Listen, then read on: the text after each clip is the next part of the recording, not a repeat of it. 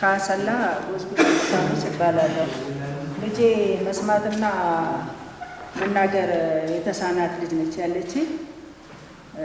ቤት ውስጥ የምንግባባው ከዚህ በፊት ይቅርታ፣ ከዛ በፊት ዶክተርን በጣም ነው የማመሰግነው። ለምን ይሄንን ነገር አዘጋጅተው እኛ ወላጆችን ለዚህ ስልጠና ለማብቃታቸው በጣም ላቅ ያለ ምስጋና ነው የማቀርበው። ሁለተኛ ደግሞ ለአሰልጣኞቹ ለመምህር አሳየኝና ለበለጠ ከቤት ጠርቶ ይሄን ነገር እንድሳተፍ ስላደረጉኝ በጣም አመሰግናለሁ። እና ይሄ ነገር ወደፊት በሰፊው ቀጣይነት ቢኖረው እና የኔ ልጅ በፊት የምንግባባው እሷ ትምህርት ቤት ተምራ ትመጣለች። ቤት ውስጥ እኔ ቋንቋን አላውቀውም። ዝም ብሎ በማይሆን ቋንቋ ነበረ የምንግባባው። አልግባባ ስንል ትበሳጭብኛለች። እኔ ብዙውን ጊዜ በለቅሶ ነበር የማሳልፈው እድሜዬን። ሰው የሚያው መወፈሬን መልበሴን ነበረ። እኔ ግን በየየ ነበር እድሜን ያሳለፍኩት። ለምን አንግባባም? እሷ የምትለኝን አልሰማም፣ እኔ የምላትን አትሰማም። ምድጃ ሁሉ ገልብጣ በወጥ የተቃጠለችበት ጊዜ ነበረ ከመበሳጨቷ የተነሳ። ለምን ይሄ እድል የለም፣ በምንም አንግባባም ነበረ።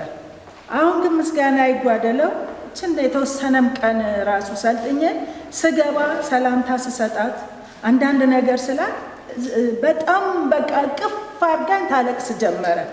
በቃ በጣም ለካ ይሄና ያቺ ነበሩ እያለች ደስቷን ለልጆች ሁሉ መግለጽ ጀመረች። እንደገና ደግሞ የምትማረው ልማት በህብረት ነበረ። እዛ እስከ 4 ነው የተማረችው። ከዛም በኋላ መደበኛ ነው የተቀላቀለችው። በጣም ተሰቃይታ ነው ዘንድሮ ጨረሰች ትምህርቷን። ተሰቃይታ ነው የጨረሰችው። ወደ ጭላሎ ስትዛወር ቋንቋን የሚያውቅ የለም፣ ችግሯን የሚረዳላት። ሁሌ እያስፈቀድኩ ትምህርት ቤት ነበርኩኝ።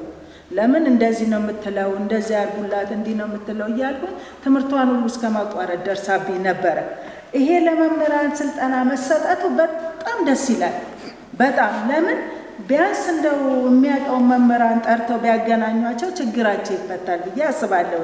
እና መምህራን እንዲበርከት ቢል ወደፊት ለልጆቹ ከ4 መገታቱ ቀርቶ ከፍ እያለ ቢሄድ፣ እዛ ጋር ወንድሜ ተናግሯል፣ ከፍ እያለ እስከ ዩኒቨርሲቲ ድረስ በቋንቋ ቢማሩ ልጆቹ አይምሯቸው ይሰፋል። ከኛ በላይ ያስባሉ፣ ከኛ በላይ ነው አይምሯቸው ሰፊ ነው።